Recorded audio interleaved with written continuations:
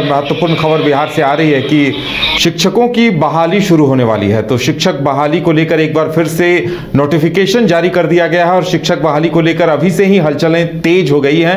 वहीं दूसरी तरफ नियोजित शिक्षकों को लेकर भी उनके मन में चल रहा है कि आने वाले दिनों में क्या कुछ होगा। हमारे साथ हमारे बिहार संपादक एसके राजीव जुड़े हुए हैं, उनसे बात करेंगे। राजीव जी, एक तरफ शिक्षक बहाली को लेकर नया नोटिफिकेशन आ गया है, लेकिन नियोजित शिक्षकों के दिल तो अभी धड़क रहे होंगे ये जो के पाठक की कमेटी ने जो सुझाव दिया है उसे लेकर।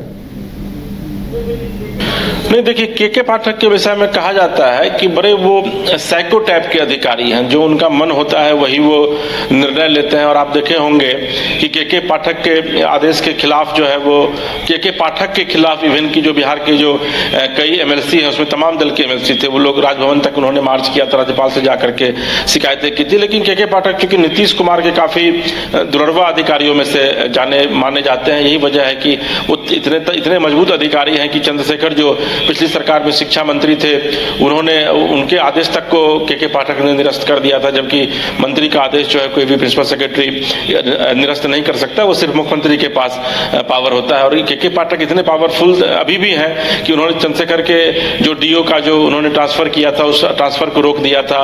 उनके जो पर्सनल सेक्रेटरी थे जो बीपीएससी से होते हैं उनकी एंट्री पर बैन लगा दी थी। और चंद्रशेखर जो है जब तक मंत्री रहे तब तक वो दफ्तर एक दो दिन ही गए थे।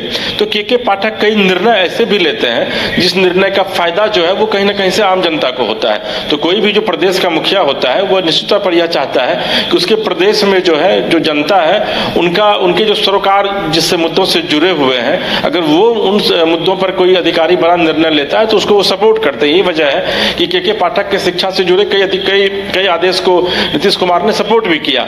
लेकिन अब जिस तरीके से के पाठक निर्णय लेने लगे हैं, निश्चित तौर पर उसमें थोड़ी सी जो है वो अस्वीकार्यता आप कह सकते हैं कि के पाठक को लेकर के बढ़ी है।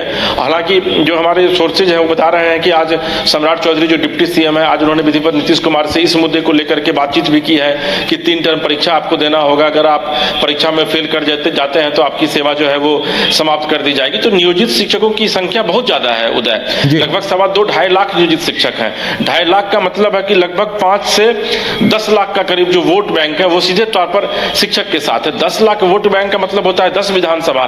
तो ऐसी स्थिति में मुझे नहीं लगता है कि के पाठक ने जो ये आदेश किया है इसकी तामीला जो है वो आने वाले दिनों में कराई जाएगी। और जो जानकारी जिसमें आपको बताया कि सम्राट चौधरी ने संदर्भ में बातचीत भी की और उन्होंने विधिवत शिक्षकों को आश्वासन भी दिया है कि इस मामले पर वो सरकार से बात करेंगे। और आपको ये पता है कि ये बीजेपी लेड गवर्नमेंट है, यानी कि बीजेपी जो है यहाँ पर इस बार जो है वो बड़े भाई की भूमिका में है। पहले भी हालांकि थी, लेकिन इस बार बीजेपी के जो तेवर है वो काफी तल्ख है, वो दूसरे टाइप के तेवर है, क्योंकि उनको पता है कि इस बार वो नीतीश कुमार जो निर्णय लेंगे उसमें वो नहीं भरने वाले हैं। लेकिन सबके बीच एक अच्छी खबर आज ये भी आई कि नई जो बहाली है उसके लिए भी आज अतुल प्रसाद जो कि बीपीएससी के चेयरपर्सन, उन्होंने प्रेस कॉन्फ्रेंस बुलाया था और यह कहा था कि बिहार में नए सिरे से जो है एक बार फिर से बहालियां जो है वो की जाएंगी और इसके लिए विधिवत उन्होंने तारीख की भी घोषणा कर दी है।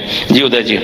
चलिए राजीव जी, हमारे साथ जुड़ने के लिए और तमाम जानकारी देने के लिए आपका बहुत बहुत धन्यवाद। तो देखने वाली बात ये होगी कि नियोजित शिक्षकों को लेकर जो सुझाव के पाठक की कमेटी ने दिया है उस पर नीतीश कुमार अंतिम रूप से निर्णय क्या लेते हैं, क्योंकि बीजेपी की तरफ से ये कोशिश होगी कि अभी चुनाव तक ऐसे मुद्दे को ना छेड़ा जाए। वहीं दूसरी तरफ अभ्यर्थियों के लिए राहत वाली बात यह है कि नई नियुक्तियों यानी शिक्षक बहाली के तीसरे फेज की घोषणा कर दी गई है। जाहिर सी बात है कहीं न कहीं इसे एक बेहतर संकेत कहा जा सकता है, क्योंकि जिन युवाओं का इससे पहले सिलेक्शन नहीं हो पाया है उनके लिए नए अवसरों के द्वार खुलने जा रहे हैं।